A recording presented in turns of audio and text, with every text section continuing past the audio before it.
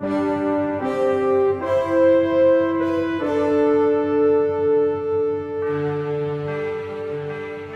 Great Controversy, Chapter 42. The controversy ended.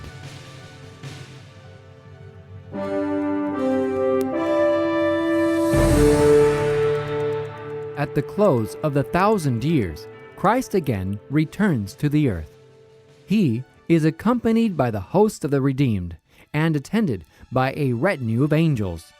As he descends in terrific majesty, he bids the wicked dead arise to receive their doom. They come forth, a mighty host, numberless as the sands of the sea. What a contrast to those who were raised at the first resurrection. The righteous were clothed with immortal youth and beauty. The wicked bear the traces of disease and death. Every eye in that vast multitude is turned to behold the glory of the Son of God.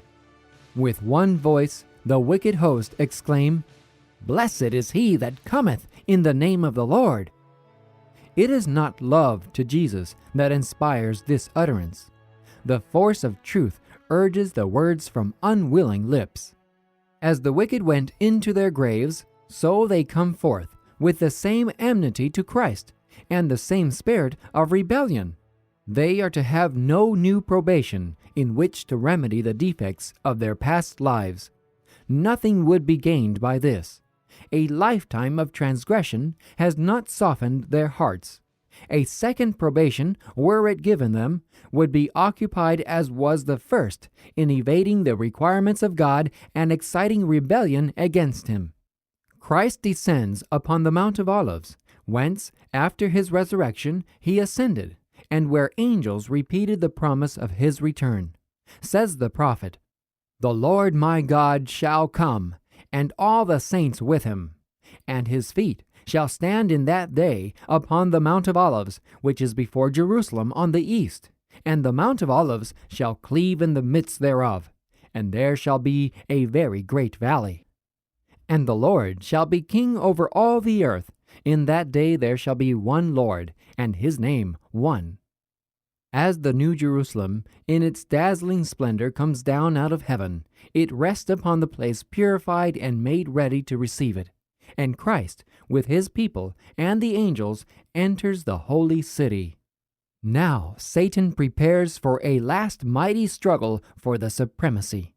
While deprived of his power and cut off from his work of deception, the prince of evil was miserable and dejected.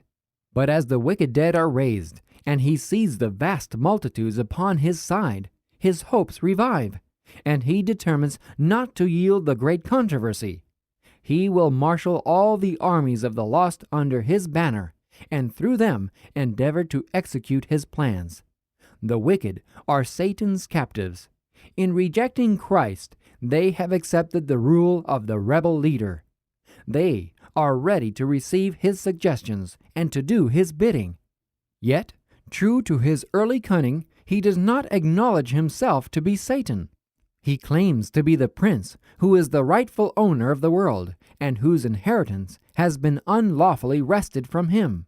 He represents himself to his deluded subjects as a redeemer, assuring them that his power has brought them forth from the graves and that he is about to rescue them from the most cruel tyranny. The presence of Christ having been removed, Satan works wonders to support his claims. He makes the weak strong and inspires all with his own spirit and energy. He proposes to lead them against the camp of the saints and to take possession of the city of God. With fiendish exultation, he points to the unnumbered millions who have been raised from the dead and declares that as their leader, he is well able to overthrow the city and regain his throne and his kingdom. In that vast throng are multitudes of the long-lived race that existed before the flood. Men of lofty stature and giant intellect, who, yielding to the control of fallen angels, devoted all their skill and knowledge to the exaltation of themselves. Men whose wonderful works of art led the world to idolize their genius, but whose cruelty and evil inventions, defiling the earth and defacing the image of God, caused him to blot them from the face of his creation. There are kings and generals who conquered nations, valiant men who never lost a battle, proud, ambitious warriors whose approach made kingdoms tremble. In death, these experience no change. As they come up from the grave, they resume the current of their thoughts just where it ceased. They are actuated by the same desire to conquer that ruled them when they fell. Satan consults with his angels, and then with these kings and conquerors and mighty men. They look upon the strength and numbers on their side, and declare that the army within the city is small in comparison with theirs, and that it can be overcome. They lay their plans to take possession of the riches and glory of the New Jerusalem. All immediately begin to prepare for battle. Skillful artisans construct implements of war. Military leaders, famed for their success, marshal the throngs of warlike men into companies and divisions. At last, the order to advance is given, and the countless host moves on, an army such as was never summoned by earthly conquerors, such as the combined forces of all ages since war began on earth could never equal. Satan, the mightiest of warriors, leads the van, and his angels unite their forces for this final struggle. Kings and warriors are in his train, and the multitudes follow in vast companies, each under its appointed leader. With military precision, the serried ranks advance over the earth's broken and uneven surface to the city of God. By command of Jesus, the gates of the New Jerusalem are closed, and the armies of Satan surround the city and make ready for the onset. Now Christ again appears to the view of his enemies. Far above the city, upon a foundation of burnished gold, is a throne, high and lifted up. Upon this throne sits the Son of God, and around him are the subjects of his kingdom. The power and majesty of Christ no language can describe, no pen portray. The glory of the eternal Father is enshrouding his Son. The brightness of his presence fills the city of God and flows out beyond the gates, flooding the whole earth with its radiance.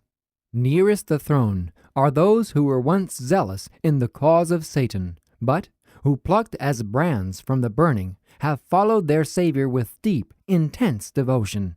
Next are those who perfected Christian characters in the midst of falsehood and infidelity, those who honored the law of God when the Christian world declared it void, and the millions of all ages who were martyred for their faith. And beyond is the great multitude which no man could number, of all nations and kindreds and people and tongues, before the throne and before the Lamb, clothed with white robes and palms in their hands. Their warfare is ended, their victory won. They have run the race and reached the prize. The palm branch in their hands is a symbol of their triumph, the white robe an emblem of the spotless righteousness of Christ, which now is theirs. The redeemed raise a song of praise that echoes and re-echoes through the vaults of heaven. Salvation to our God, which sitteth upon the throne, and unto the Lamb. And angel and seraph unite their voices in adoration. As the redeemed have beheld the power and malignity of Satan, they have seen, as never before, that no power but that of Christ could have made them conquerors. In all that shining throng there are none to ascribe salvation to themselves, as if they had prevailed by their own power and goodness. Nothing is said of what they have done or suffered, but the burden of every song, the keynote of every anthem, is salvation to our God and unto the Lamb. In the presence of the assembled inhabitants of the earth and heaven, the final coronation of the Son of God takes place. And now, invested with supreme majesty and power, the King of Kings pronounces sentence upon the rebels against his government, and executes justice upon those who have transgressed his law and oppressed his people. Says the prophet of God, I saw a great white throne, and him that sat on it, from whose face the earth and the heaven fled away. And there was found no place for them, And I saw the dead, small and great, stand before God. And the books were opened. And another book was opened, which is the book of life. And the dead were judged out of those things which were written in the books, according to their works.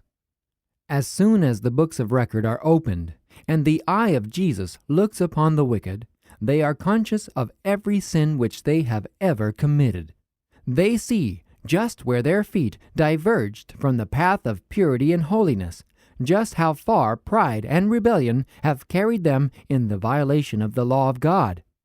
The seductive temptations which they encouraged by indulgence in sin, the blessings perverted, the messengers of God despised, the warnings rejected, the waves of mercy beaten back by the stubborn, unrepentant heart, all appear as if written in letters of fire. Above the throne is revealed the cross, and like a panoramic view appear the scenes of Adam's temptation and fall, and the successive steps in the great plan of redemption. The Savior's lowly birth, his early life of simplicity and obedience, his baptism in Jordan, the fast and temptation in the wilderness, his public ministry unfolding to men heaven's most precious blessings, the days crowded with deeds of love and mercy, the nights of prayer and watching in the solitude of the mountains, the plottings of envy, hate, and malice which repaid his benefits, the awful, mysterious agony in Gethsemane beneath the crushing weight of the sins of the whole world, his betrayal into the hands of the murderous mob, the fearful events of that night of horror, the unresisting prisoner, forsaken by his best-loved disciples, rudely hurried through the streets of Jerusalem, the Son of God exultingly displayed before Annas, arraigned in the high priest's palace, in the judgment hall of Pilate, before the cowardly and cruel Herod, mocked, insulted, tortured, and condemned to die. All are vividly portrayed. And now before the swaying multitude are revealed the final scenes. The patient sufferer treading the path to Calvary, the Prince of Heaven hanging upon the cross, the haughty priest and the jeering rabble deriding his expiring agony, the supernatural darkness, the heaving earth, the rent rocks, the open graves, marking the moment when the world's Redeemer yielded up his life. The awful spectacle appears just as it was. Satan, his angels, and his subjects have no power to turn from the picture of their own work. Each actor recalls the part which he performed. Herod, who slew the innocent children of Bethlehem that he might destroy the king of Israel. The base Herodias, upon whose guilty soul rests the blood of John the Baptist. The weak, time-serving Pilate, the mocking soldiers, the priests and rulers, and the maddened throng who cried, "His blood be on us and on our children." All behold the enormity of their guilt.